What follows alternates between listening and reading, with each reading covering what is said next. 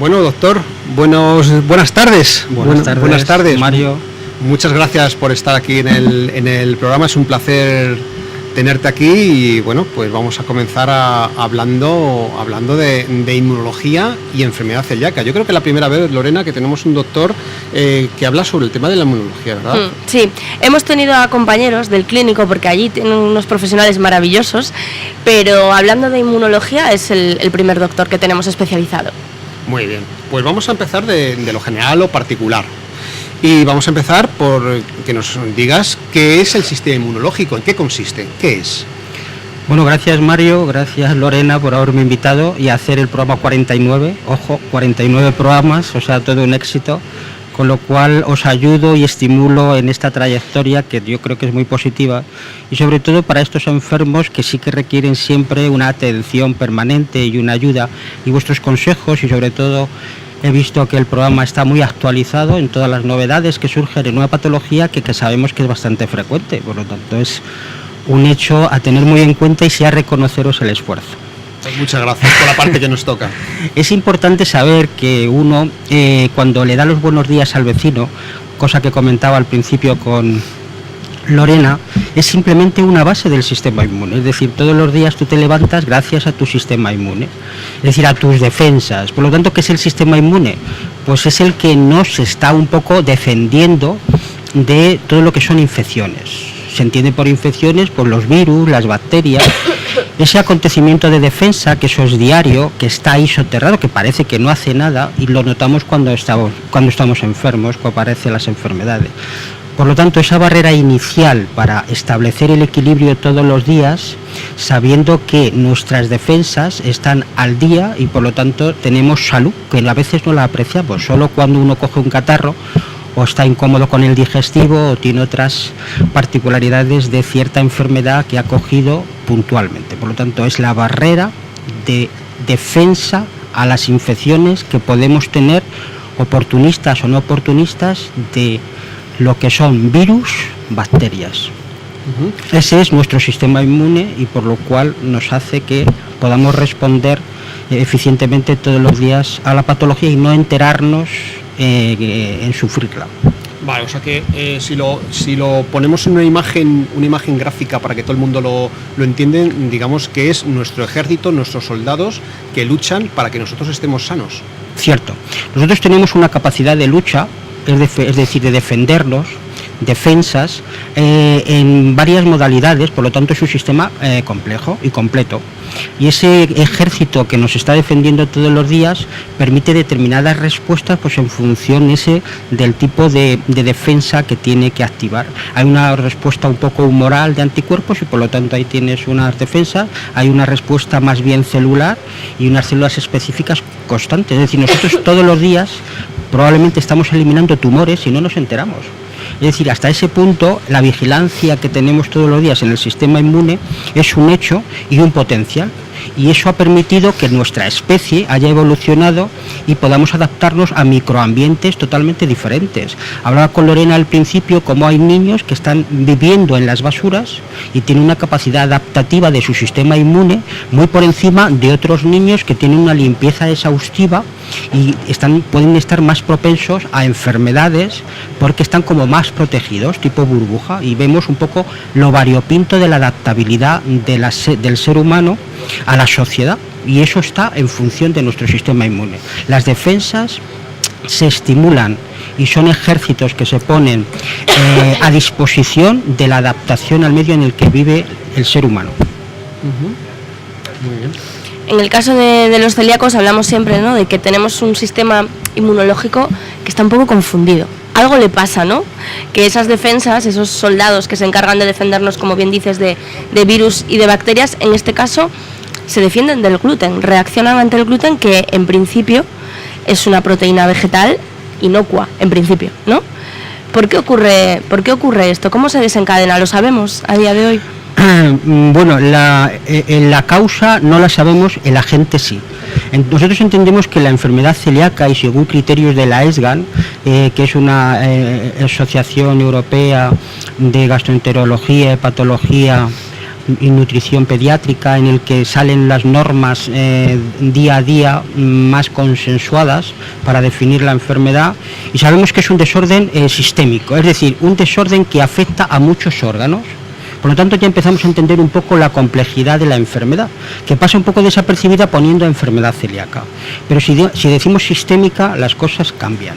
Luego, que tiene una base inmunológica, es decir, que tiene un componente de respuesta inmune, y eso va a ser dependiente del personal o de la persona, porque está basado en unos condicionantes genéticos. Luego, las 3 patas que sujetan la silla sería el capítulo sistémico, una base inmunológica y una base genética. Entonces, con esas 3 patas, si encima se cumplen y a su vez existe un agente externo al que tú comentabas, como es una proteína, que es el gluten, puede condicionar que en determinados pacientes se produzca la patología. Sí y solo si esos pacientes cumplen las condiciones de susceptibilidad, es decir, de poder desarrollar la enfermedad, porque no olvidemos que no a toda la gente que come gluten produce o tiene la enfermedad, por lo que en principio la enfermedad es focalizada a determinados pacientes con esas 3 patas de la silla que sean sensibles. Tiene que haber una capacidad clínica de enfermedad, tiene que haber una base inmunológica que justifica el por qué aparece la patología, y tiene que haber una base genética que va a indicar en qué medida yo tengo más puntos o menos puntos de desarrollar una enfermedad en un momento futuro. Sí, solo sí hago el énfasis de meto esa ingesta del gluten. Claro, hay veces que nos escriben papás y nos dicen, bueno, pues tenemos una niña, un niño, la mamá o el papá es celíaco, entonces no sabemos si nuestro bebé, ¿no?, va a poder desarrollar enfermedad celíaca. ¿Qué hago? No le doy gluten. Si no le damos gluten, no la va a desarrollar nunca. O sea, es el gluten el que provoca esa reacción, y por lo tanto, en caso de cumplir estas 3 patas que nos comentas, desarrolla la enfermedad, ¿no? Sin gluten no hay nada. Vamos a ver, yo creo que de entrada el agobiarse por darle o no darle, habría que a los padres tranquilizarlos. Se tiene que llevar una vida normal, y en función de si aparece una sintomatología, entonces ya decidir si quitárselo o no. Yo soy más partidario del capítulo de la observación. Siempre cualquier enfermedad tiene un fenotipo que exteriorizable, es decir, va a haber una sintomatología que se va a empezar a observar el niño. Por fortuna, en el momento actual, el capítulo del diagnóstico es tan preciso y tan personalizado que se puede en cualquier momento diagnosticar de forma clara y quitarle el gluten si realmente le está produciendo la patología. Eso de no darla, pues hombre, le estás quitando una proteína que también es nutritiva, y que se lo digan al resto de las personas que lo toman y no sufren la enfermedad. Por lo tanto, yo les tranquilizaría y que hicieran una vida normal hasta que observaran una sintomatología o empezaran a ver condicionantes de sospecha. Se me ocurre pensar, por ejemplo, que haya enfermos a nivel familiar. Se me ocurre pensar, por ejemplo, si tienen un hermano, que eso es un capítulo a tener en cuenta. Se me ocurre pensar a si hay unas enfermedades asociadas. Entonces, en ese concepto ya sí que tiene que haber una sospecha, y entonces se tenía que hacer un seguimiento más personalizado por cada uno de los especialistas, en este caso los pediatras. Ahí justo iba al tema de las enfermedades asociadas, porque sabemos que las enfermedades de base autoinmune comparten algo, ¿no?, que ahora nos vas a explicar lo que es, que hacen que una persona que tiene una enfermedad autoinmune tenga más papeletas, ¿no?, para tener otras. Es decir, hay una relación entre las enfermedades autoinmunes, y muchas veces nos encontramos con celíacos que además tienen una diabetes tipo 1, que además aparecen con cuadros de una tiroiditis autoinmune, incluso con problemas hepáticos también de carácter autoinmune.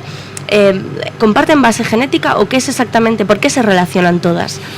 Me alegro que me hagas esta pregunta, Lorena, porque es importante e interesante sobre todo. Es verdad que cuando uno está hablando de la enfermedad, lo primero que uno piensa es que casi todas ellas tienen un background genético. En algunas mejor conocido y otras peor conocido. Y en algunas incluso desconocido, pero no quita que no lo tenga. Y de hecho, incluso ahora con toda la secuenciación del genoma humano se ha visto que hasta ese DNA basura sí que sirve, o sea, no lo olvidemos. Con lo cual ya no era ese DNA basura o ADN basura que pensábamos. Entonces yo entiendo que hay siempre un background genético, y por lo tanto el capítulo que abre la puerta de la susceptibilidad. Y sobre todo cuando hablamos del sistema inmune, hablamos que nosotros heredamos cosas para que nos protejan, que tengamos unas defensas mantenidas en el tiempo. Por lo tanto, lo que heredamos es un background genético de respuesta. Y esto se ha visto en diferentes poblaciones, como tienen capítulos de respuesta diferente. Por ejemplo, una población china tiene un capítulo diferente de respuesta a una población caucásica. Y ese concepto genético es importante. Y además todavía podemos afirmar que dentro de la patología autoinmune, y lo que tú bien comentabas, Lorena, el compartir mesa y mantel con algunas de las enfermedades significa que ese background genético existe. Y tú has hecho un énfasis muy interesante, la diabetes y la enfermedad celíaca.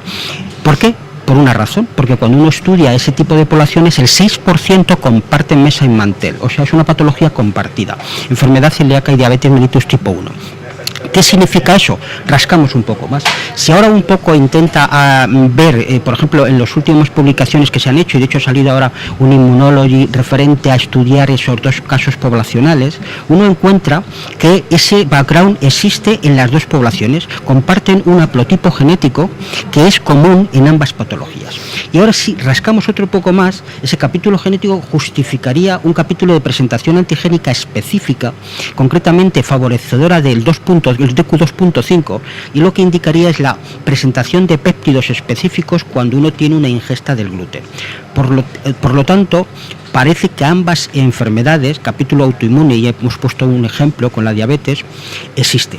Pero decimos que también comparte mesa y mantel con otras patologías autoinmunes, no solo la diabetes. Se me ocurre, por ejemplo, el déficit selectivo de inmunoglobulina, que puede llegar hasta el 4 al 5% de compartir, estar conjuntamente. O una tiroiditis también está presente, o un Down. Es decir, vemos que hay un background donde todo lo que es enfermedad celíaca con otras enfermedades autoinmunes puede coexistir.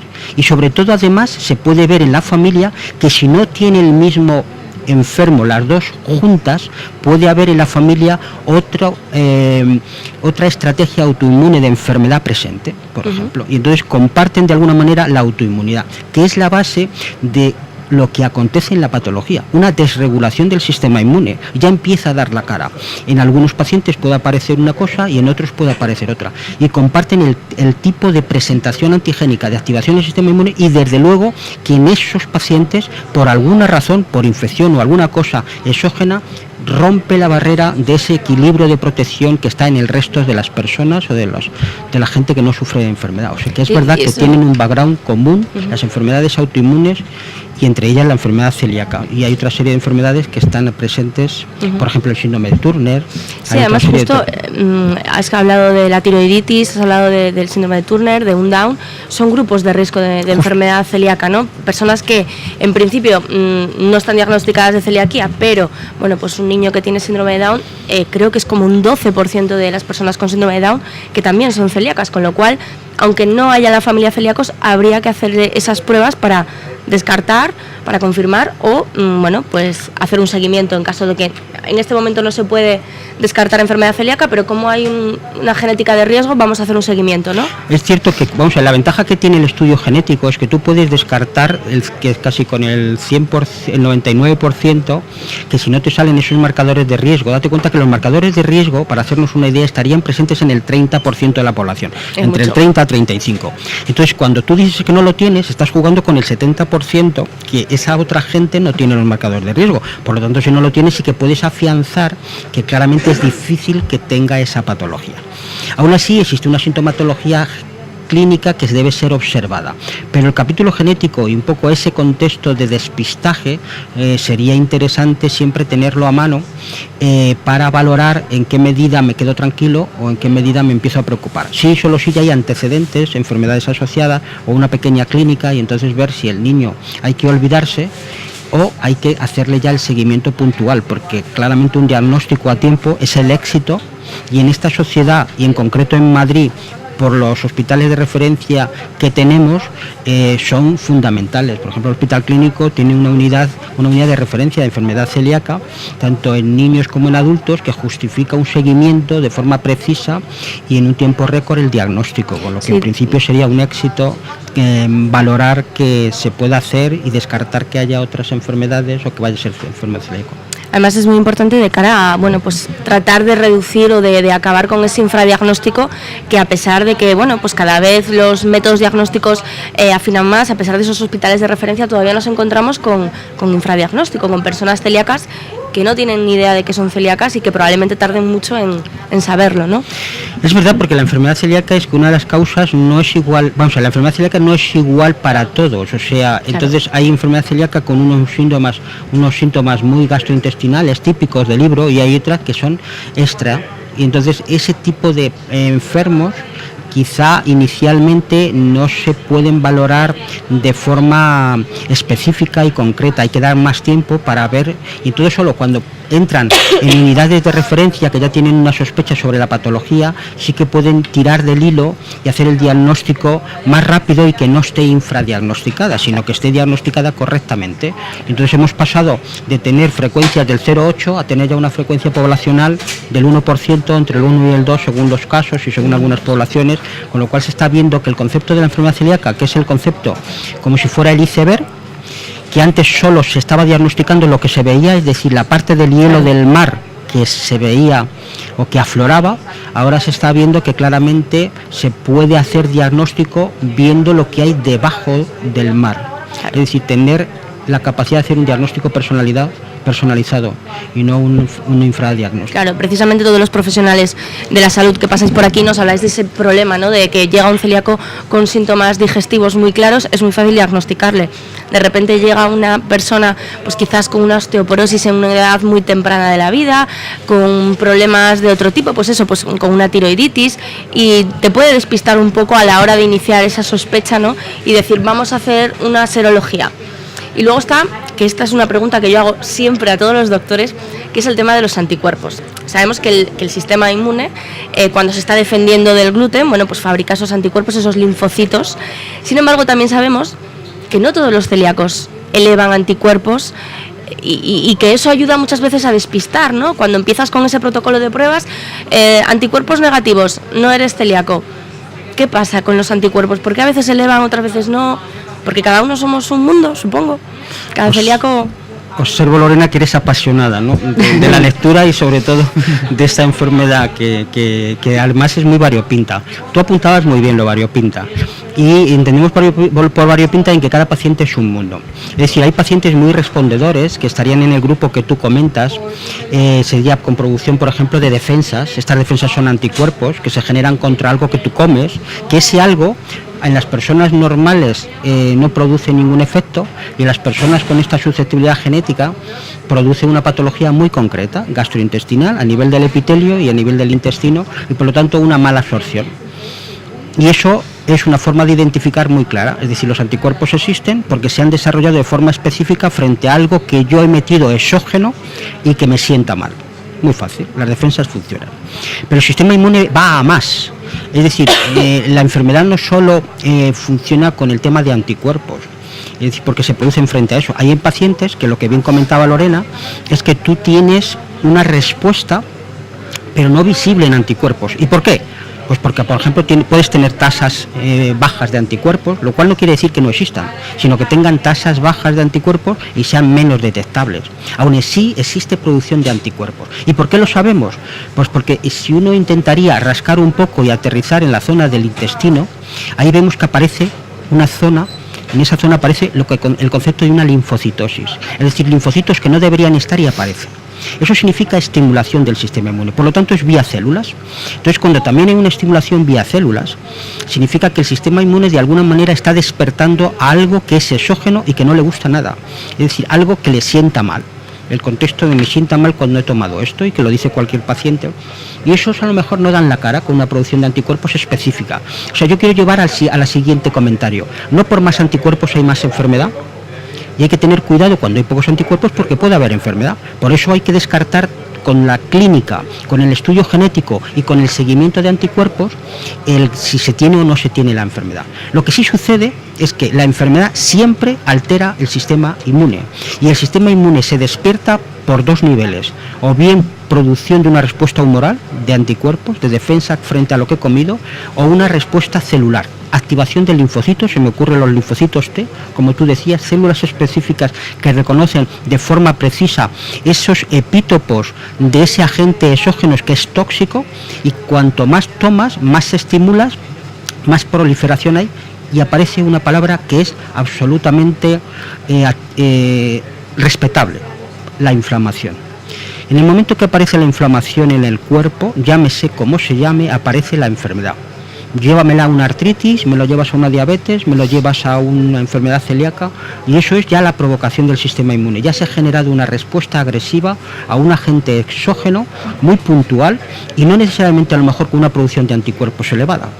Y luego también hay otra cosa que reconocer. Cuando decimos producción de anticuerpos, y es una línea que se estaba también trabajando y he visto en el Congreso Europeo, cuando tú dices producción de anticuerpos, dices producción de anticuerpos anti algo que se conoce, pero muchas veces pueden cambiar de epítopo, y hay anticuerpos que se están produciendo y a lo mejor no son detectables. Y los epítopos son como aminoácidos específicos que los reconoce una prueba que tú haces en el laboratorio y que ves que salen altos. O sea, quiero con esto decir que algunas tasas bajas de anticuerpos pueden ser detectables como bajas de anticuerpos, suele ser también porque reconocen epítopos diferentes de lo que el resto está reconociendo.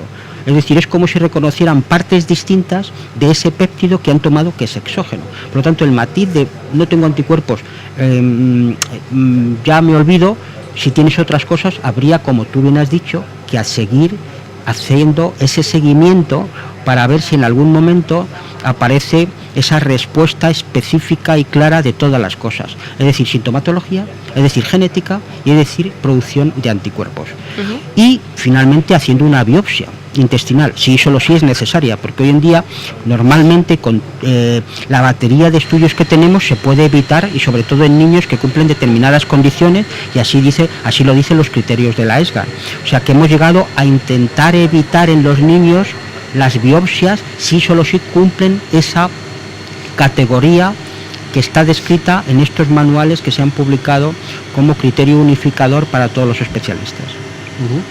Cuando hablamos de esa respuesta inflamatoria, eso es una distensión abdominal. O sea, cuando el celíaco hablamos de personas con distensión abdominal, es decir, tenemos abultado el vientre, ¿no? ¿Eso es una respuesta inmunitaria? Sí. Hay una cosa, se entiende por inflamación incluso lo que acontece y no se ve. Es decir, cuando vas a tejido y estás viendo una provocación e inflamación, por ejemplo, a nivel intestinal. ¿Y qué es provocación, inflamación a nivel intestinal? Que hay unas células del sistema inmune que deberían estar en el torrente sanguíneo y se ponen en primera línea de playa.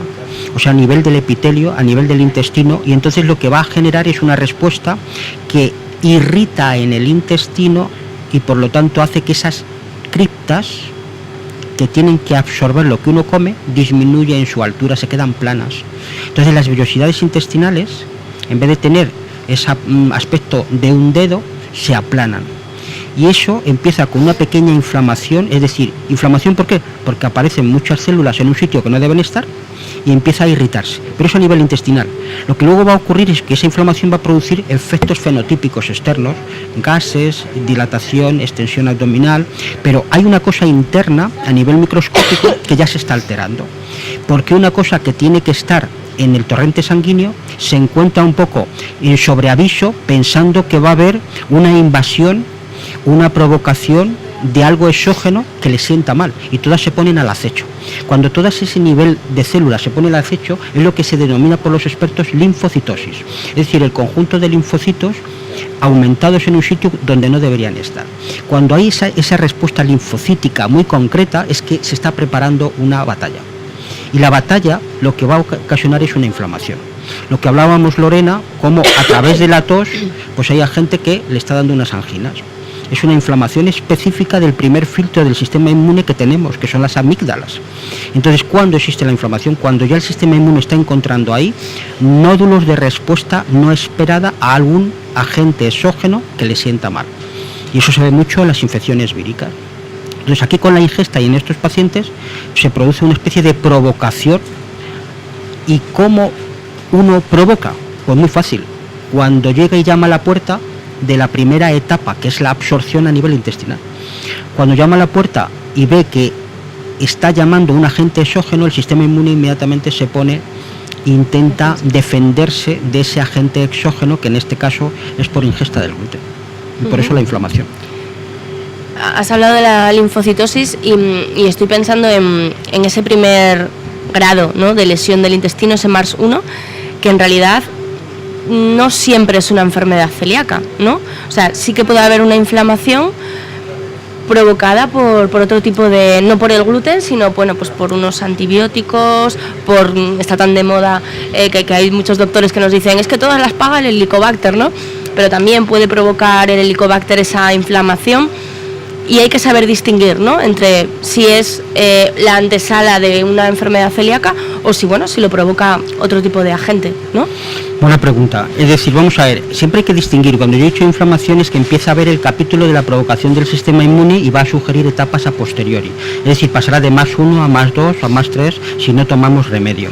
Evidentemente un +1 significa que hay una vigilancia y sobre todo acontece una cosa, linfocitosis, y lo más llamativo es linfocitos que tienen una característica, es decir, inmunológicamente es los gamma delta, CD45 positivo, que te indicaría que no deben estar donde están, muy concretos, es decir, no es una persona cualquiera que pasa por la calle, es una persona con nombre y apellidos que no debería estar en la calle, y encima, si en vez de esa persona hay muchas personas iguales con el mismo traje, indica que algo está pasando, o una procesión, o un problema, o una anécdota, o a un evento nuevo, y eso es por lo que uno entonces ya le llama la atención y entonces el sistema inmune se pone a la defensiva. Cuando unas células son atraídas por algo es porque tú estás provocando para ser atraídas. Entonces ese ejército que tiene el mismo uniforme es diferente a lo que puede ser por otras enfermedades o comentarios como tú has dicho. En concreto la enfermedad celíaca es muy específico. No es una célula cualquiera, sino que tiene nombre y apellido. Las células del sistema del cuerpo, todas las que nos defienden, las de la sangre, cuando nosotros intentamos estudiarlas, tienen unos marcadores que no son, se llaman CD, y no son de música, sino son de diferenciación. Y cada célula tiene un marcador de diferenciación que te dice el linaje y la función, el fenotipo y la actividad que va a tener. Por lo tanto, cuando tú detectas una célula inadecuada en un sitio que no debería estar, algo alterado está. Y se me ocurre pues las inmunodeficiencias o los linfomas, cosas que acontecen con un drástico error en el desarrollo de ese linaje. Entonces, en vez de acontecer todo un capítulo de diferenciación normal, hay una diferenciación atípica y por lo tanto se empiezan a acumular unas células que no deberían estar. Se me ocurren algunas leucemias que se congelan determinados fenotipos de células y por lo tanto no crecen, se quedan ahí y no se desarrollan a una actividad o linaje adecuado. Aquí en concreto aparecería unos tipos de células, concretamente un tipo de los linfocitos gamma delta positivos, que llaman CD45. El CD45 es un marcador específico de estas células que te está indicando que, bueno, ¿por qué están ahí? Están preparadas para algo. Es que se han encontrado que algo adverso por la ingesta aparece a nivel ya de mucosa. Y como es la primera barrera, pues ahí tienes el primer problema. Y eso se ve muy bien, por ejemplo, la dermatitis herpetiforme, que es una enfermedad celíaca, pero en la piel. Entonces, acontecimiento también, ¿ves?, es gestos de esa barrera donde está, principalmente en la piel. Otra enfermedad celíaca que puede tener diana neurológica. Es decir, en función del tejido donde acontece y en función del paciente donde acontece un poco la agresividad o la invasión o ese agente exógeno que sienta mal, es donde va a aparecer la inflamación y va a aparecer la patología. Y ahí volvemos a esa característica, ¿no?, de sistémica, de una enfermedad. Justo. Que puede, la doctora Polanco siempre lo cuenta, ¿no?, que afecta desde la punta del pelo hasta la punta del pie. Es cierto. Puede aparecer cualquier órgano que de repente no funciona bien, empezamos a hacer pruebas y vemos que el problema es el sistema inmune. La solución sería, y esto es una barbaridad lo que voy a decir, pero entre comillas, arreglar el sistema inmunitario y decirle, oye, que el gluten es amigo, que el gluten no hay que defenderse del gluten. El sistema inmune ha tenido una evolución de nuestra especie hasta el momento actual. Por lo tanto, yo creo que ya es lo suficientemente inteligente y ha tenido una capacidad adaptativa, y lo demostramos, como ya te comentaba, el hecho de vivir en determinadas condiciones se adapta. Eso es una cosa. Y otra cosa muy diferente es cuando se altera ese equilibrio que nosotros no podemos controlar cuando se altera. Se me ocurre lo que estábamos comentando a lo mejor al principio de programa de infecciones víricas, otras infecciones incontroladas. Uno no sabe cuándo acontece eso ni cómo acontece. Entonces, y cómo eso va a perturbar el sistema inmune. Cuando esas perturbaciones acontecen, lo que sí desregula es el sistema inmune, y donde había tolerancia pasa a no tener tolerancia. Y hoy en día se desconoce cómo, digamos, adiestrar, enseñar, recuperar ese sistema inmune ya violento, ya se ha puesto agresivo. Se me ocurre una diabetes insulina dependiente, te estás destruyendo las células beta del páncreas. Curiosamente, tú mismo, aparece la autoinmunidad. ¿Y por qué? ¿Qué le he hecho yo? ¿Por qué me destruyo a mí mismo? Es decir, entonces aparece un concepto que muchos autores que están ahí trabajando, que es el mimetismo molecular. Es decir, por algunas infecciones o algo que pasa en el cuerpo, algo que te infecta es parecido a lo que tú tienes, y por lo tanto respondes frente a lo que te infecta, pero también respondes frente a lo que tienes, y aparece la autodestrucción. Esos caminos o estudios de la autoinmunidad todavía no se conocen cómo neutralizarlos. Ojalá en algún momento se pudiera, pero yo creo que lo más importante es evitar despertar al gigante. Es el gigante de la patología y el gigante de la enfermedad. ¿Por qué? Porque el sistema inmune, una vez que ya ha desplazado una respuesta poco controlada, es más difícil revertirlo a la normalidad. Entonces lo lógico sería evitar provocar demasiado un tejido, porque aparece la inflamación, la destrucción, y eso ya no es recuperable. Se me ocurre pues una artritis reumatoide, es decir, ya se han destruido cosas muy concretas, la espondilitis anquilosante, enfermedades como muy concretas que se destruyen tejidos específicos, la diabetes mellitus, insulina dependiente, imaginaos, se me ocurre la narcolepsia, cuando tú destruyes específicamente una neurona que está produciendo un neuropéptido y hace que pase de la fase REM, que tenía que estar al final, al principio. Es decir, el concepto ¿por qué ocurre? Ese es el desconocimiento. La cosa es evitar que ocurra, y quizá ahí sí hay parámetros que se podían controlar muy fácilmente. Capítulo de la ingesta, capítulo de las defensas, capítulo de la microbiota, una serie de capítulos para hacer que esos nichos ecológicos nunca se rompan y haya el equilibrio entre el sistema inmune para evitar infección. Siempre hay que evitar una infección, porque cuando hay infecciones ya no sabes lo que va a pasar, y eso va a depender mucho de los virus o los microorganismos. Daos cuenta que los microorganismos tienen un poco espectros de expresión específica que son tremendamente reconocidos a nivel hasta de proteínas para hacer lo que se llama el control de la epigenética. Tú puedes tener una respuesta diferente con una base epigenética en función de ese contexto del microorganismo que te ha infectado. Por ejemplo, si hay un nicho ecológico que se rompe, se ha visto una cosa muy llamativa, es decir, se ha visto, por ejemplo, en animales de experimentación, dos ratones de la misma especie, uno con colitis ulcerosa y otro sano. Si le damos a comer la caca del ratón de colitis ulcerosa al ratón sano, este también enferma. Luego, el nicho ecológico de la microbiota es muy importante que no se revierta y siempre esté en equilibrio, porque esos cambios de nicho ecológico por infecciones pueden justificar que el sistema inmune sea distinto y haya una respuesta diferente y aparece una enfermedad, la colitis ulcerosa, otra enfermedad del digestivo. ¿Y por qué? Pues porque probablemente se ha hecho una desregulación del sistema inmune. Y esa desregulación del sistema inmune nos lleva a sufrir patologías que tú no te esperabas, pero tan sencillo como infecciones. ¿Qué producen las infecciones?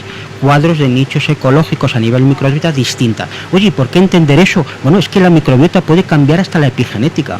¿Y qué importancia tiene la epigenética? Pues muchísimo, porque eso justificaría respuestas diferentes, hasta incluso en qué momento tomo un medicamento. ¿Por qué? Porque es diferente el momento en que tú tomas las cosas para tener una respuesta diferente. Por ejemplo, se ha visto proteína, la VDR5, que como metila de forma diferente a nivel de histonas del ADN, y eso indica regulación distinta. Los genes se van a comportar diferentes. Y ahora sí se entiende mucho lo que decíamos un poco al principio, cómo ese DNA basura, que no servía para nada, son regiones que se pueden activar de forma diferente en función de las condiciones, se me ocurre incluso por infecciones, y tener respuestas distintas a nivel epigenético, y producir una respuesta y activación de promotores que tú tenías ahí silenciados. Por lo que os quiero un poco decir que es muy complejo entender y poder resolver una cosa que ya se ha roto. Claro. Y es el equilibrio o esa tolerancia de justificar que no haya patología.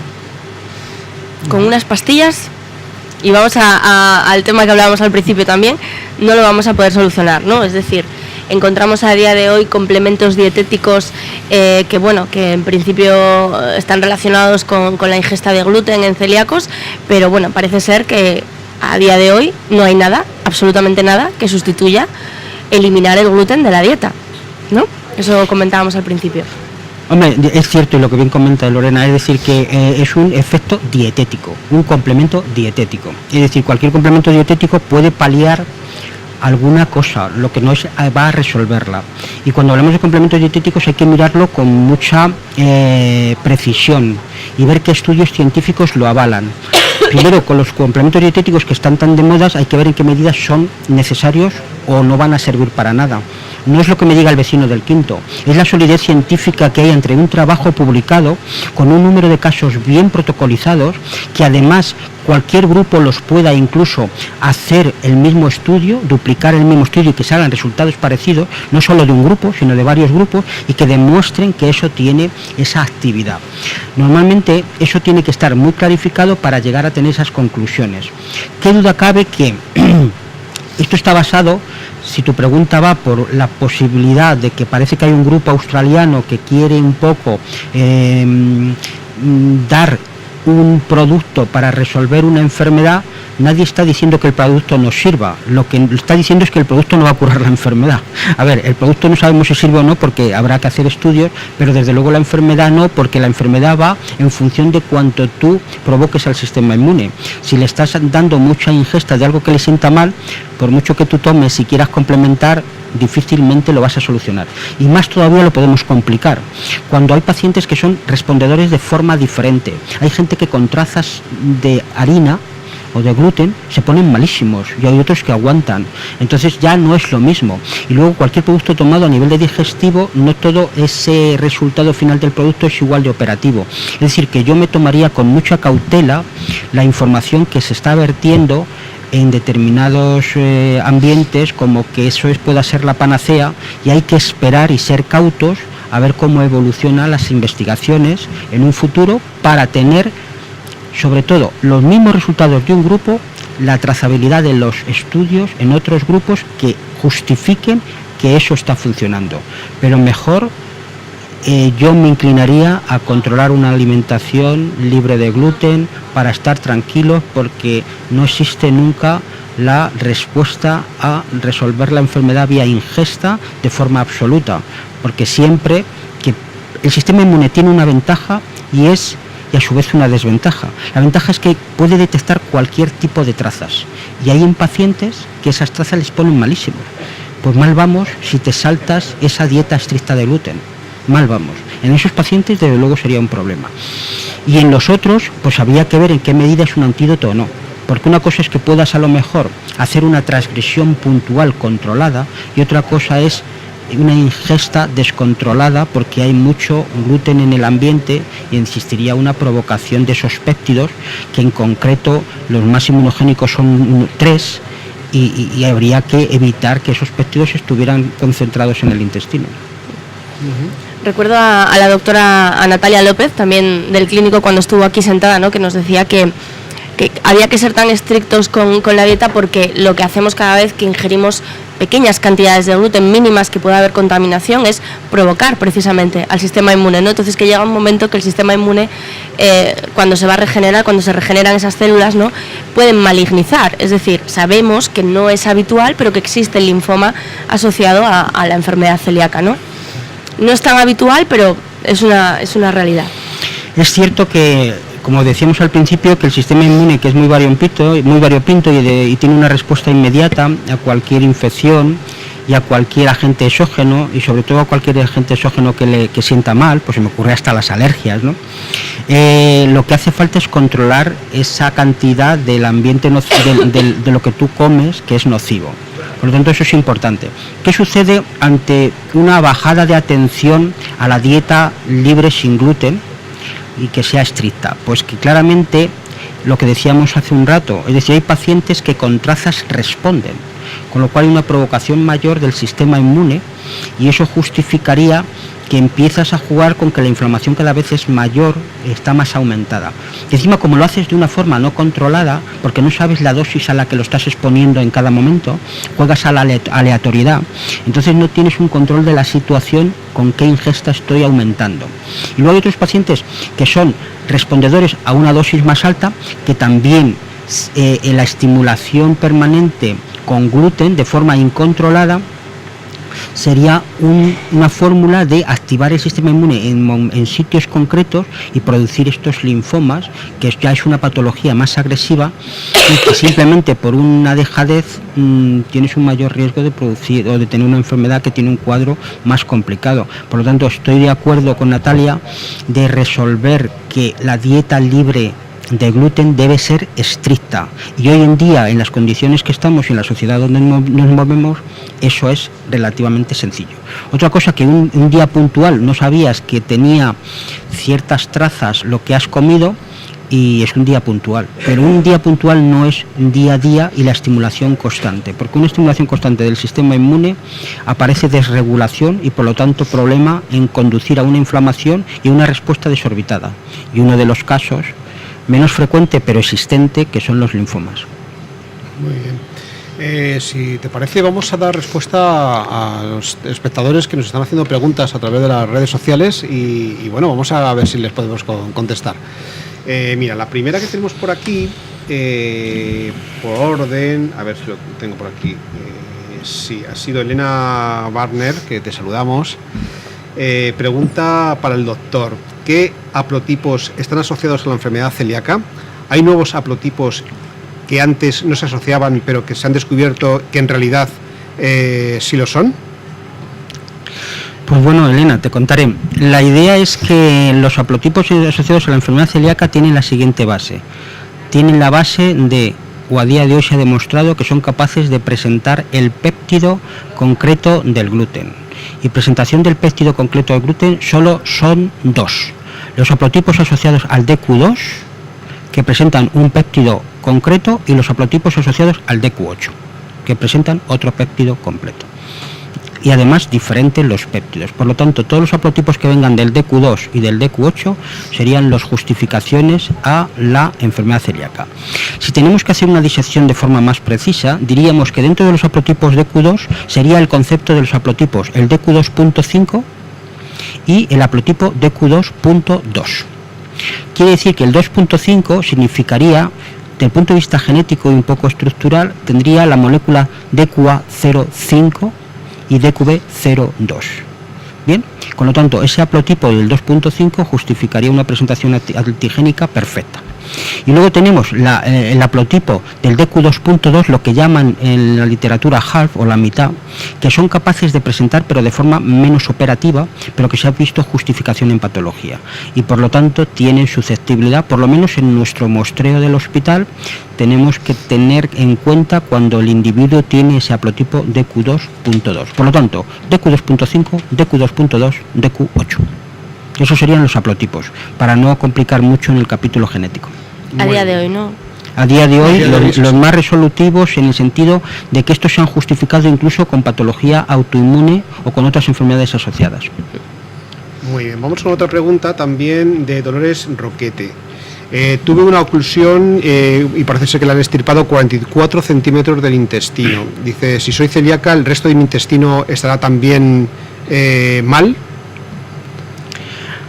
Pues Dolores, como la enfermedad celíaca es muy puntual y acontece en una parte del intestino, estará pendiente de si en esa zona en concreto ha sido extirpada o no extirpada, pero siempre la enfermedad celíaca no se cura porque se extirpe el intestino, porque hay una parte del intestino, porque siempre se tiene que reabsorber el alimento que tú tomas. Por lo tanto, si estás tomando un alimento que es alergénico para ti, es decir, que es un provocador, que te activa tu sistema inmune, siempre lo activas de alguna manera u otra, aunque haya menos superficie intestinal. Yo seguiría controlando la dieta sin gluten si es ella enferma celíaca. María Ángeles Sánchez García nos dice, cuando se ha revertido un +3A, y se hace dieta estricta sin gluten y con intolerancia a la fructosa y se sigue teniendo inflamación con mucha sintomatología, como artritis, dolores, ¿por dónde habría que seguir investigando cuando se elimina el gluten si esto no es suficiente para poder curarse? Bueno, María Ángeles, la cosa es que cuando tú haces una dieta tienes que primero preservar que sea una dieta estricta sin gluten, eso es una cosa. Entonces, y luego, aparte de eso, que sea estricta y controlarlo bien, darle tiempo a que otra vez se vuelva a tener la estructura normal del intestino, para que toda la absorción sea como debe. Que hay otras enfermedades asociadas o infecciones asociadas, si persisten en el tiempo hay que comprobar la causa por la que esas enfermedades se mantienen, porque puede haber otras enfermedades colaterales a la enfermedad celíaca. Ha resuelto el núcleo más llamativo de su patología, pero a lo mejor si hay otras enfermedades infecciosas que se mantienen en el tiempo, convendría también descartar si hubiera otra patología asociada a una inmunodeficiencia, cosas así, o había que verlo con el especialista en mayor o menor grado en qué medida eso justifica una infección mantenida en el tiempo. Una enfermedad celíaca no justificaría, en resumen de cuentas, una enfermedad celíaca bien tratada no justificaría enfermedades infecciosas mantenidas en el tiempo o de inflamación mantenidas en el tiempo. Muy bien. Ainhoa Gutiérrez Sánchez dice, ¿está asociado el asma a la enfermedad celíaca? ¿Cuánto tiempo tarda un adulto con MARS-1 y dieta estricta sin gluten en dejar de tener sintomatología? Pues a ver, un MARS-1 en general lo que tiene es poca actividad patológica dentro del intestino. Por lo tanto hay una linfocitosis que no conlleva una inflamación propiamente dicha, empiezan a estar reclutadas las primeras células allí a nivel de intestino, pero no ha progresado a hacer una inflamación y una actividad del sistema inmune en esa región, ¿no? Por lo que en principio debería revertir de forma clara. En cuanto al asma, iría por otro concepto, que es otro concepto que va con una enfermedad que hay gente que tiene y que serían independientes, ¿no? El asma con la enfermedad celíaca. Sabiendo que el control de la enfermedad celíaca siempre va a mejorar desde el punto de vista inmunológico cualquier otra actividad que se llama de inflamación tipo asma y que tenga esa dificultad en la respiración y tal. Yo creo que el buen control de la enfermedad celíaca y luego tendría por otra parte que controlar el asma. Pero una enfermedad celíaca bien controlada con MARS-1 no debería preocuparse, porque eso revierte de una forma clara porque no ha habido transgresión ni agresividad a nivel intestinal.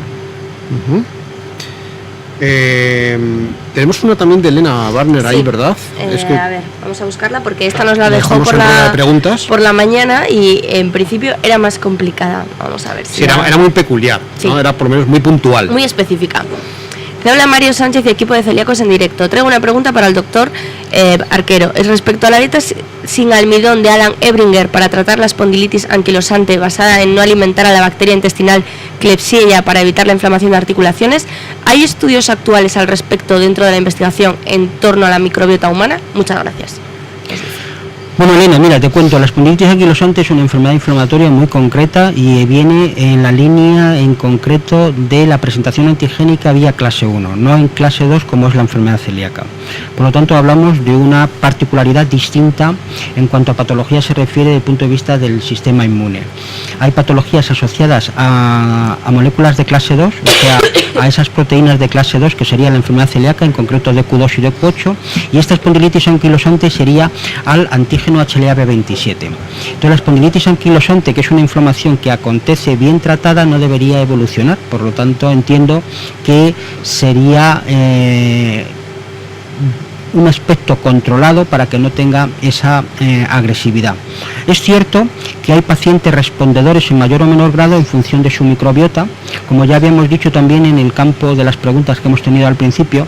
La microbiota es fundamental porque de alguna manera se está viendo lo que hemos dicho, que en la patología de espondilitis anquilosante probablemente se ha hecho la destrucción tan selectiva. Ya sabéis que la espondilitis anquilosante lo que aparece es la columna vertebral en forma de caña de bambú, es decir, que se pone rígida. Entonces el paciente tiene unos los dolores porque las vértebras un poco se solidifican y ese concepto de inflamación en vértebras unidas genera un dolor importante. Esa destrucción concreta por inflamación es vía clase 1, como hemos dicho, unas moléculas de clase 1 diferente a las otras, que es el HLV27. Y eso también está asociado que esos individuos que responden a ese tipo de moléculas HLV27 pueden tener mejor o peor respuesta en función de su microbiota. ¿Por qué? Porque como está asociado a un tipo de respuesta de mimetismo molecular en función a lo mejor de un patógeno que ha aparecido, en función de esa microbiota, si se tiene, podría tener una mejor recuperación. Por lo tanto, la respuesta es muy personalizada y se desconoce cuál va a ser. No necesariamente va asociada a la dieta, sino a su microbiota y el control de la misma y el control de su enfermedad. Bueno, hay también una enfermedad autoinmune que parece ser que también tiene relación con la enfermedad celíaca. Por lo menos eso es lo que me ponen aquí. Y es la esofagitis eosinofílica. ¿Qué es esta enfermedad y en qué consiste? Bueno, pues como su nombre indica, pues que es una inflamación del esófago a nivel inmunológico. Y entonces hay unas células que aumentan ahí cuando no debería, con lo cual produce una inflamación. Es verdad que tiene un componente autoinmune y es verdad que comparte con componente autoinmune capítulos de enfermedad celíaca, pero es una cosa rara, ¿no? No es de las muy frecuentes el compartir, pero esa inflamación que acontece en un sitio muy concreto que es el esófago, y pues esa inflamación produce lo que hemos dicho, la primera puerta que también acontece en la enfermedad celíaca. La inflamación descontrolada indica que la patología aumente si no se controla por parte de un experto de digestivo para que haya una mejor o peor respuesta, por lo que en principio sería bueno que se dirigiera a su especialista de digestivo para controlarlo, sabiendo también el componente autoinmune que puede tener a nivel familiar, y así controla un poco el background genético de respuesta personalizada. Muy bien. Hemos tenido hace unos días, ¿no? Ha habido un congreso europeo en Ámsterdam, en Holanda, y ahí has estado, ¿verdad? Has estado. ¿Qué conclusiones o qué novedades destacables podemos hablar de ello? Con este quinto congreso de las defensas del cuerpo, desde el punto de vista inmunológico, es importante que se siguen manteniendo las mismas líneas de estudio y sobre todo de forma mucho más precisa, ¿no? Yo resumiría, por lo que he estado así mirando, hay una línea hay la línea de anticuerpos, que es una de las bases que hemos dicho de la patología de la enfermedad celíaca, en la que se está viendo incluso qué tipos de anticuerpos se están produciendo y sobre todo tipos de diagnosticarla mejor, en el sentido que los anticuerpos que se producen, lo que decíamos también en un momento determinado de la conversación, son epítopo dependientes. Entonces, en función de, hay algunos que reconocen un epítopo y hay otros que reconocen otro, y caracterizar el mejor reconocimiento podía ser un mejor capítulo para el diagnóstico, y entonces entender y aumentar la sensibilidad y la especificidad a nivel del diagnóstico de las pruebas que se hacen selectivas a nivel de estos pacientes.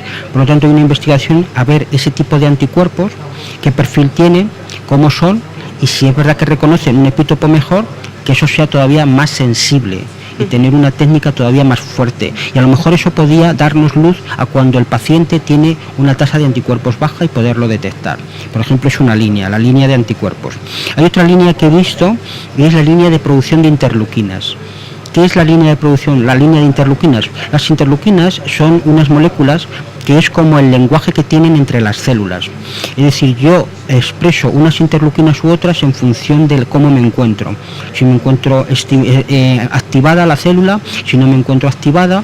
Entonces, cuando las células, y eso se ha visto, por ejemplo, tras una ingesta de gluten, en las primeras 6 horas se produce la elevación de una serie de interleuquinas en los pacientes celíacos no tratados. Por lo tanto, indica que es muy importante que ese nivel de interleuquinas poderlo adecuar y estudiar de forma personalizada, para incluso poder sacar poblaciones diferentes entre enfermedad celíaca y la enfermedad celíaca, la enfermedad no celíaca sensible al gluten, quiero decir, la sensibilidad al gluten no celíaca. Entonces, ese concepto para establecer incluso garantías de que las interleuquinas son distintas. Por lo tanto, el estudio de las interleuquinas es que se está haciendo para dar más luz a lo que es la patología, por qué acontecen a nivel de rutas de expresión interleuquinas diferentes como respuesta. Hay otra línea que he visto, que es el estudio a nivel de células, como en función de determinados linajes celulares se puede ver un poco el contexto de las rutas que se activan a nivel de la enfermedad celíaca, tipo a nivel de TH17, o sea, unas rutas metabólicas y células que aparecen específicas por la estimulación del sistema inmune. Luego hay otra línea celular que se ha visto, y hay grupos trabajando a nivel de esos linajes celulares para caracterizar esas células que se estimulan y por qué. ¿Por qué aparecen ese reclutamiento de linfocitos T ahí a nivel de la mucosa intestinal? Es como por qué esa linfocitosis y cómo se llama. Entonces eso es, hay una activación y cómo se activa una célula frente a otra generando una ruta. Por lo tanto llevamos 3 líneas. Hay otra línea que he visto, que es el capítulo de la microbiota, muy interesante, que ahora está tan de moda y que justificaría una mejor o peor respuesta en función de una microbiota a otra. El ejemplo que he puesto de producir que un ratón padezca una enfermedad no teniéndola solo cuando le transmitimos la microbiota del enfermo, pues sería una línea de por qué el entorno de microbiota justificaría una mayor agresividad a la enfermedad o a compartir enfermedades autoinmunes conjuntas. Bien. Luego hay otra línea que es la información, otra línea que he visto que es la genómica, ¿no? Es decir, que aparte de los genes que estamos diciendo, puede haber otros genes implicados en hacer rutas de activación y hacer que haya mejor respondedores y peor respondedores. Y eso es otra línea que también he visto, y finalmente he visto una línea que es la de la vacuna, ¿no? Entonces ese conjunto de líneas, por resumirlo así de forma sencilla, es un poco en el que me he encontrado en el Congreso, donde la respuesta inmune tiene todavía que ser muy estudiada para concretizar muy bien lo que está pasando en la enfermedad, porque cada paciente es un mundo, y por eso lo de personalizar los estudios. Cuando se ha hablado de enfermedad celíaca, me imagino en el Congreso, ¿cómo se la define a nivel europeo la enfermedad celíaca? Se lo digo porque aquí recientemente ha salido el protocolo, un nuevo protocolo de enfermedad celíaca, y lo que, bueno, aparte de algunos otros temas, pero lo que sí nos ha llamado la atención a todo es que parece que se rebaja la tensión, ¿no? Se rebaja la definición de enfermedad a trastorno, como un trastorno. ¿Qué te parece a ti este tema? Bueno, a mí me parece muy bien que se haya hecho un protocolo nuevo. Creo que ya era hora. Estábamos en el 2008 con el protocolo antiguo, hemos pasado al 2018, han pasado 10 años.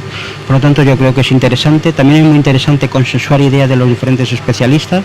Eso significa trabajar de forma conjunta. La enfermedad tiene que ser vista por muchos especialistas, cada uno de su tema, para justificar ese mejor tratamiento.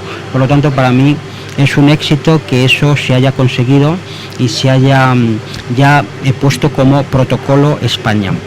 Y creo que a nivel ministerio creo que es un éxito y se tiene que seguir trabajando en esa línea. En cuanto a la relajación o no de la definición, yo creo que es un tanto subgénero. Quiero decir, porque en el fondo esos trastornos o esos desórdenes, o como queramos llamarlos, en el fondo están implícitos.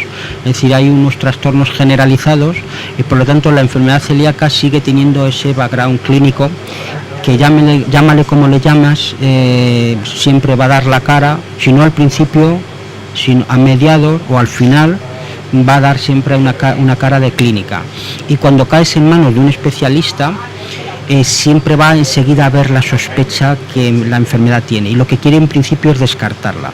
Como hay pruebas de descarte muy sencillas, que son las pruebas genéticas, que ya descartas una importante, las pruebas a nivel de respuesta inmune, de anticuerpos, y finalmente una biopsia.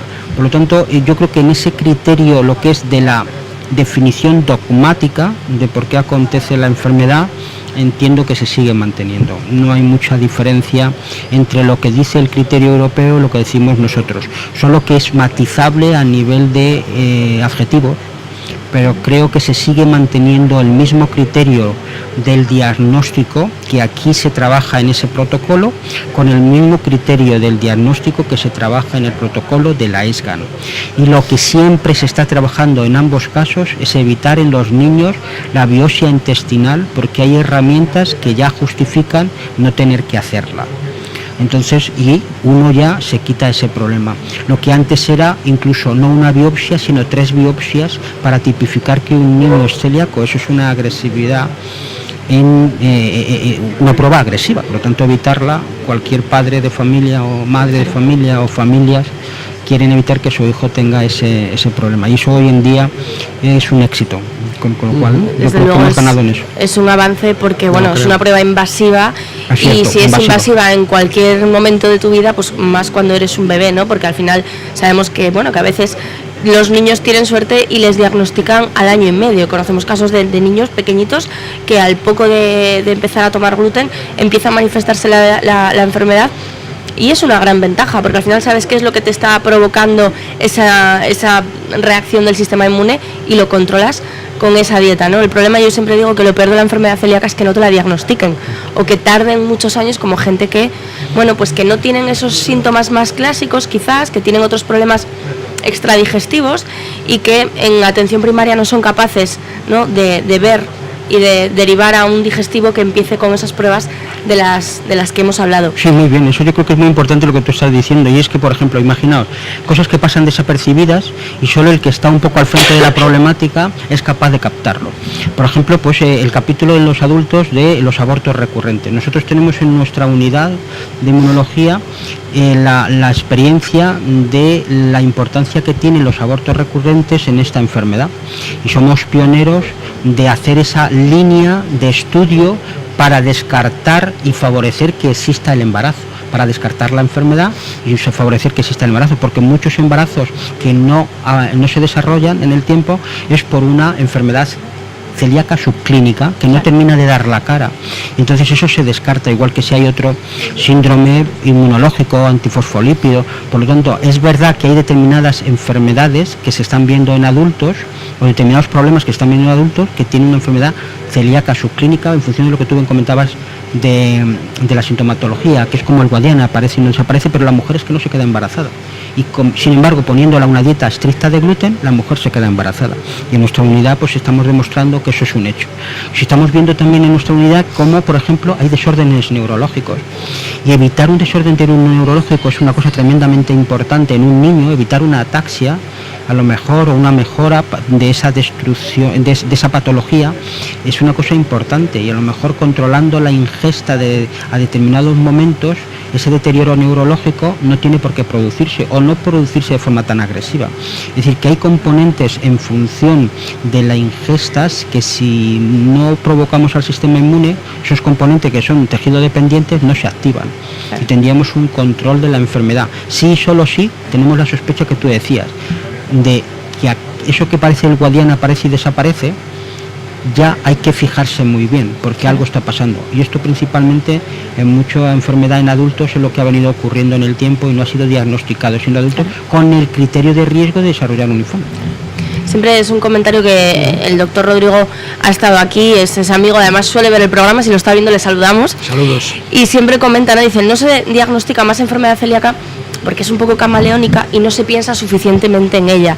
Yo creo que este protocolo, una de las muchas cosas buenas que tiene, es que ha reunido a sociedades científicas muy diferentes, de distintas especialidades, y han visto y están dando ejemplo de que la enfermedad celíaca es sistémica, y de que muchas veces no hay una diarrea, no hay unos vómitos, no hay una distensión abdominal, hay otras cosas que también deben conducir al médico a pensar, vamos a ver si puede ser una enfermedad celíaca, y creo que es algo que habéis conseguido, y que además se presenta dentro de poquito el diagnóstico.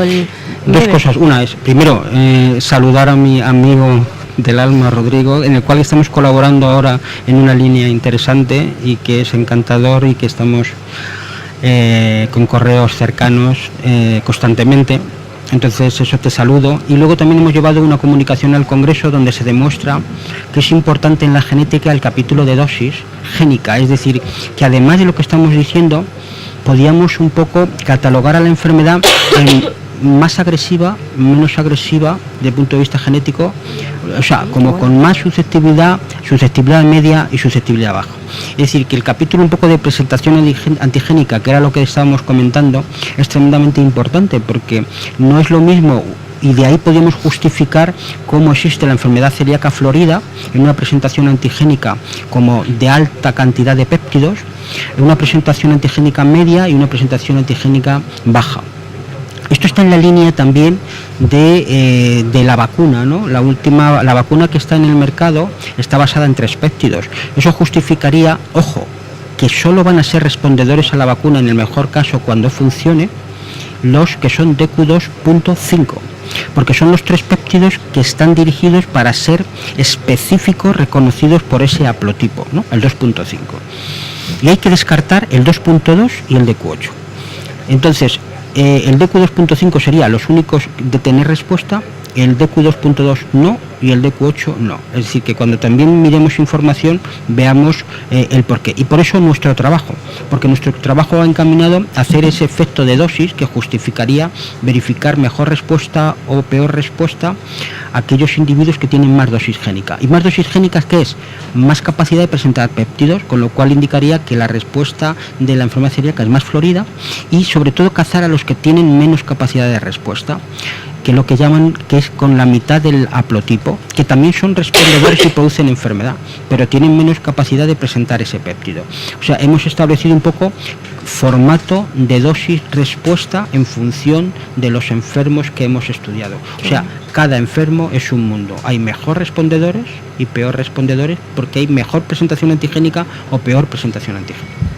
Qué importante, ¿no? Cuando estamos siempre hablando de la medicina personalizada, ¿no? De lo interesante que es conocer nuestra genética para saber si un fármaco ante una determinada patología o un tumor, ¿no? Como ocurre muchas veces, funciona o no funciona en esta persona en función de sus genes, que han estado aquí muchas veces Teresa y Eva de Génica explicándonos, bueno, pues todo este mundo, y es apasionante, la verdad, es increíble. Sí. La genética, qué determinante que es, desde el propio nacimiento. Totalmente. Pero... De hecho, la genética yo creo que tiene que es lo que da la base un poco a entender bien muchas veces la patología, ¿no? Y sobre todo ahora con todos los estudios que se están haciendo a nivel de secuenciación masiva para ver incluso el exoma, incluso establecer no solo los genes, sino las rutas de esos genes que están activadas en determinados pacientes, y no es lo mismo unas rutas que otras. Una ruta TH17, por llamarlo de alguna forma, es diferente a otras rutas que pueden estar activadas, y en estos pacientes a lo mejor es así que está activada y tenga un capítulo de respuesta y de tratamiento más eficaz y en menos tiempo, o incluso de conseguir que la vacuna funcione mejor en este tipo de pacientes y no frente a otros. Es decir, la genética un poco es el background que está justificando de por qué, y en concreto esta enfermedad es una enfermedad muy interesante, porque es la única enfermedad que tiene un efecto que se conoce la causa que lo hace. Entonces tú te lo quitas y te quitas la enfermedad. Tú lo tomas y la provocas. Es decir, yo no creo que haya una enfermedad tan clarita de punto de vista patológico, y por lo tanto tan interesante de estudiar, cuando tú tienes el elemento que lo produce y tú solo sabes que cuando lo comes por despiste o por que te gusta una cosa y sabes que te va a sentar mal, estás provocándola. Por lo tanto, ese efecto nos ha hecho conocer mucho nuestro sistema inmunológico y la respuesta específica y personalizada que acontece si solo si tú tomas esas cosas. Y por eso ahora lo que os decía de la vacuna y de los 3 péptidos, se han visto que esos 3 péptidos son los más inmunogénicos. ¿Qué pasa cuando tú tomas el gluten, péptidos inmunogénicos? Porque normalmente estos péptidos no son degradados, ¿no?, en el digestivo. Entonces la gente que es muy sensible, se acumulan esos péptidos y produce esa irritación intestinal. Y esa irritación intestinal lo que te va a producir, ya empieza a acontecer la activación del sistema inmune. Pues esos 3 péptidos que se presentan y se le están dando a los linfocitos T, hace que el capítulo de dar poco a poco esos péptidos, ahora está esta vacuna en fase 2, podría hacer una mayor tolerancia y que no sea tan agresiva la enfermedad, o deje de serlo aun comiendo cantidades de gluten controladas. Eso es un poco la idea. ¿Por qué? Porque toleriza al sistema inmune de que la respuesta no sea agresiva. Y veis que 3 péptidos consolidan una respuesta muy concreta y específica solo a los individuos TQ2.5, no al resto. O sea, olvidemos del resto y no nos hagamos ilusiones. Los demás vamos a tener que esperar un poquito más todavía. Bueno, vamos a ir ya por terminar, porque ya llevamos más de 1 hora. Parece que no. Aquí las horas son medias horas, siempre nos pasa. Y vamos a hacer, si te parece, 2 preguntas que nos hacen aquí los espectadores. Una es Noé Ginet, pone: llevo años haciendo dieta estricta sin gluten por mi diagnóstico de enfermedad celíaca. En este tuve un valor de 82 de antiglutaminasa, pero 7 años después, haciendo la dieta, tuve ese valor de 5,1.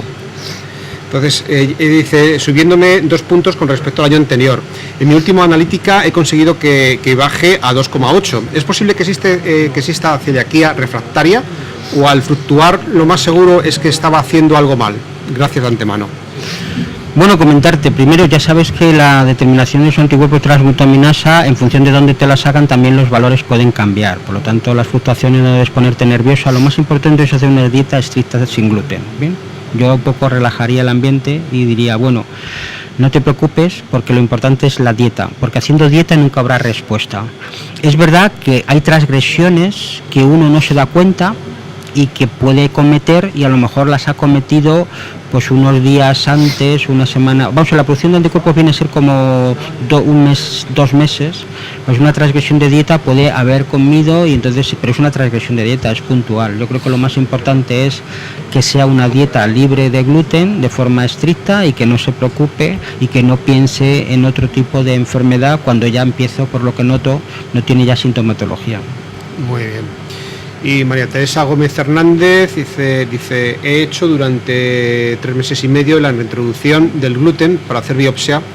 Estuve 15 meses sin gluten, ¿será suficiente con este tiempo? Me vieron todos los síntomas enseguida, soy DQ2 y DQ8. Y tiene tiroiditis de Hashimoto también. ¿Y tiene cómo ha sido la biopsia? No nos dice. No. La tiene que hacer ahora. La tiene que hacer ahora. La pregunta es si con 3 meses y medio de reintroducción de gluten es suficiente para ver si es una enfermedad celíaca. Hombre, este se llama el efecto de la provocación. Quiere decir que cuando ella ha estado dieta sin gluten, luego vuelve a comer para ver la provocación. Eso es una forma de constatar que de alguna manera, cuando tú vuelves otra vez a meter el ingrediente tóxico que la gente extraña, que es el gluten, tú tienes una respuesta personalizada. Yo creo que es suficiente, y aún así, evidentemente, lo que va a constatar es que ya tiene una genética, luego tiene una enfermedad autoinmune asociada que también podía justificar, con lo que en principio es refrendar desde el punto de vista anatomopatológico que ella tiene la enfermedad, porque solo se hace la provocación cuando ya existe la sugerencia de que tiene esta enfermedad y quieren consolidar que la biopsia va a estar en un +2, +3, en función un poco de la agresión de la patología. O sea sí, que sí, además ya tiene síntomas, han tenido que ser 3 meses y medio duros, complicados. Las personas que enseguida, yo me considero un radar de gluten, ¿no? Entonces yo, en cuanto me cae una amiga cerca, ya estoy vomitando enseguida. Entonces, si ella ya tiene síntomas después de 3 meses y medio, ha tenido que ser una temporadilla dura, complicada. A ver, sí, que vaya bien la biopsia. Entiendo que sí, sobre todo porque además es una prueba molesta, pero también muy definitoria. Quiere decir, a establecer que está eso afectado, pues le da pie a consolidar su diagnóstico. Eso es la prueba, también una prueba muy importante, que lo que se ha tratado ahora o hasta en estos momentos es evitarla, ¿no? Pero hay veces que no queda más remedio y no es un problema, todo lo contrario, es una virtud para ratificar que la enfermedad existe sí o sí. Eso sí, la tiene que hacer un grupo que sabe y que tenga experiencia para verificar muy bien lo que es una linfocitosis, o sea, lo que es un +1, a pasar si es un +2 o +3, para identificar que la patología está presente. Así que ánimo y confía en tus especialistas, que seguro que van a tener un buen diagnóstico personalizado, que yo creo que es de lo que se trata siempre. Sí. Muy bien. Yo por terminar, quizás son las 6:15, por terminar, ¿hay alguna? Siempre lo pregunto, siempre que viene un especialista concreto sobre enfermedad celíaca en alguna de las especialidades, siempre decimos que por estandarizarlo todo, ¿no?, que el 1% de la población es celíaca y el 75% no lo sabe, es el dato estadístico. ¿Esto es cierto? O sea, o hay más celíacos de ese 1%. Es cierto, vamos a ver, es como, hay un ejemplo que lo hemos dicho en un momento determinado de la conversación, es decir, de la entrevista en concreto, es decir, que hay la enfermedad celíaca es como el iceberg, y lo que aflora es lo que siempre se ha diagnosticado de forma correcta, porque es muy visible y muy claro. Y ahora estamos descendiendo, y por lo tanto está aumentando en el sentido de pero no aumentando la enfermedad quizá, sino un poco el diagnóstico personalizado hace ver las cosas antes, y hemos pasado al 1%. Yo entiendo que la enfermedad va a estar un poco en esos rangos, porque tampoco hay capítulos de sospecha que tenga que aumentar. está aumentando en la línea de mejor diagnóstico y también en la línea de concienciar al enfermo, que no se automedique y no se autodiagnostique y que no haga ese tipo de cosas, sino que vaya al especialista para que clarifique si es enfermedad celíaca o es otro desorden o es de intolerancia, cualquiera de las cosas. Entonces, como ahora hay unidades específicas para hacer estos estudios, yo creo que estaríamos en esa línea. No ha subido, puede subir a lo mejor un medio punto o tal, pero simplemente por el diagnóstico que se está haciendo. No creo que haya aumentado no creo que vaya a aumentar la enfermedad celíaca, a no ser que ahora ya sabéis que hay una teoría. Se publicó un Science últimamente, concretamente en el 2017, donde llama poderosamente la atención que los efectos de la patología puedan venir de los reovirus, o sea, un tipo de virus concretos que aparece en determinadas personas y en determinados momentos de la vida, que hace que el sistema inmune se convierta más en inflexible, ¿no? Y ese lo hace menos tolerante, y entonces puede justificar que a lo mejor determinadas infecciones en poblaciones concretas, en momentos determinados, podría aumentar por este tipo de infecciones a nivel de virus, y que sea un cuadro que justifique patología destructiva, ¿no? O patología de inflamación o de activación del sistema inmune, porque este Science viene a decir que ese tipo de infecciones, incluso que se encuentran mucho más elevados los anticuerpos frente a este tipo de virus que en otros pacientes o que en otros controles, y eso es importante saberlo porque aparecen esos anticuerpos, y eso sería una justificación de que como el sistema inmune lucha frente a las invasiones de agentes externos, aquí deslocalizase y hiciera un sistema inmune más irritable, inflamado, respondedor. Entonces cambiaría la canalización y justificaría el cambio del porcentaje. Pero entiendo que durante un tiempo esta parte solo ha cambiado un 0,5, un 0,3, y estaríamos un poco en esa línea, porque la enfermedad celíaca, a no ser que haya consanguinidad y efectos de familiares que tengan enfermedades autoinmunes por ambas ramas, podría potenciar que la enfermedad celíaca aumentase, pero en una población normal como la que tenemos, que no haya consanguinidad y eso, la frecuencia es estimada en más o menos eso, va a ser entre el 1 y el 2%. Es cierto que la frecuencia de la población celíaca es diferente de las poblaciones estudiadas, no es lo mismo caucásica, china, japonesa, afroamericana, eso es cierto, pero bueno, en nuestra población caucásica estaríamos en ese rango. Y una forma muy clara de establecer un poco que la enfermedad pase desapercibida, y en la línea que me comentabas tú también, Lorena, es que se han hecho estudios para saber simplemente con un pinchacito en el dedo el estudio de anticuerpos, y es un screening que se hace en plan poblacional, y a ver quién tiene anticuerpos frente a eso en niños, y eso es una forma de verificar que no se escape los enfermos celíacos, porque si en niños empiezan a tener títulos de anticuerpos cuando no deberían tenerlo, es una forma clara de diagnóstico. Entonces estamos bajando en el contexto del iceberg, es decir, aquello que no se ve porque no aflora por sintomatología, sí, con estos estudios que se hacen para ver un poco la prevalencia que tiene la enfermedad y la frecuencia, pues se puede estudiar y ver con más precisión y hacer que ese porcentaje pueda aumentar del 1 al 2% en este estudio poblacional. Pero en general estaríamos en esa línea, entiendo yo. Muy bien. Bueno, pues hemos terminado la entrevista.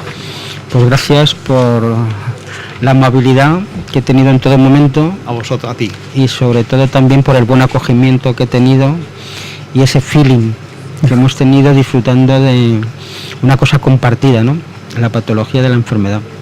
Sí, yo creo que es muy importante porque vosotros hacéis congresos, evidentemente, pero suelen ser congresos anuales, bianuales en otras ocasiones, y yo creo que hablar de enfermedad celíaca y todo lo que circunda y rodea la enfermedad celíaca cada 15 días en la tienda Maná, ¿no? Y nuestro patrocinador, que es Jesús Hernando, pues yo creo que es muy bueno, ¿no? Hablar frecuentemente de esta enfermedad. Y sobre todo con profesionales, evidentemente. Claro. Creo que sí, porque yo creo que los enfermos, la asociación de enfermos, necesita este tipo de estímulos para sentirse siempre ayudados ante esas inquietudes que pueden tener, incluso darles ánimo, que es una enfermedad muy clarita. Vamos a ver, es una de las enfermedades que si tú comes la tienes y si no comes no la tienes. Por lo tanto, y a la hora de comer, puedo comer de todo. simplemente de todo lo que decían en alguna de las entrevistas Lorena, alimentos controlados, sanos, dieta mediterránea, como decía Isabel Polanco, quiero decir, en el contexto de una alimentación sana. Controlando la alimentación no tienes enfermedad, entonces ¿por qué preocuparse? Otra cosa es cuando existen otras enfermedades colaterales, pero no hay que mezclar las cosas. La enfermedad propiamente dicha es muy controlada simplemente con la ingesta de alimentos muy naturales y tampoco hay que preocuparse. Es decir, que estamos en la enfermedad que afortunadamente ganamos a la patología, hacemos que no exista. Sí, yo creo que es una enfermedad que no precisa de fármacos, Es cierto, como claro. muchos otros. ¿Y cuántos firmarían? Otros que están en otra situación, con otras enfermedades, cuántos firmarían por tener esta situación, ¿verdad? Desde luego. Yo siempre mento aquí al doctor Cueto Rúa, ¿no? En uno de sus libros empieza diciendo que si cuando naces tienes que escoger una enfermedad sí o sí, todo el mundo escogería la enfermedad celíaca, sin duda. No hay fármacos, no hay efectos secundarios, no hay dependencia, sino que hay que hacer una dieta evitando una proteína. Y ya está. Fíjate, me ponías el ejemplo de la diabetes, ¿no? Que es una crónica y que tienes ahí que cambia mucho las cosas, es muy diferente. Claro. Y tienes una dependencia de tener que controlar la insulina para no desarrollar la enfermedad. Mientras esta simplemente no controlas nada, simplemente no comes eso, es que es mucho más sencillo. Sí. Y a veces yo creo que claramente a lo mejor algunos pacientes se preocupan demasiado cuando hay que quitar tensión y hay que ser resolutivos. Es decir, solo voy a comer lo que me gusta, pero controlando el alimento, no que el alimento me controle a mí. Yo controlo el alimento porque lo elijo y además lo cocino y además tengo esa garantía de éxito, o sea que tampoco hay que preocuparse mucho y sí hay que ser sensato en disfrutar de una buena alimentación y sobre todo disfrutar también de la gente que le está asesorando permanentemente en los temas, ¿no? En saber elegir las harinas, saber elegir los productos, saber elegir el qué llevarse a la cocina para hacer que eso sea rentable y no tener sintomatología. Y ahora, hoy en día, un enfermo celíaco es un enfermo, es una persona normal, no es un enfermo. Yo lo veo, de hecho, en todos los sitios ya tienes dietas sin gluten, que la puedes pedir, o sea, no es un bicho raro, sino es una persona normal. Y como encima ahora está muy bien controlada y muy bien por asesoramiento de todos a nivel social, esta es una emisora que influye mucho en la capacitación de las mejoras y de lo último que se está haciendo, pues yo creo que ese es el éxito y creo que tienen una virtud los enfermos celíacos con la gente que le estamos ayudando en mayor o menor grado. Estupendo. Fenomenal. Pues muchísimas gracias, doctor, por estar hoy aquí y nada, a ver si nos vemos muy pronto. Cuando queráis. Un placer. Ya sabéis Un dónde estoy. placer. A Muchas vosotros. gracias. Muchas gracias. Venga.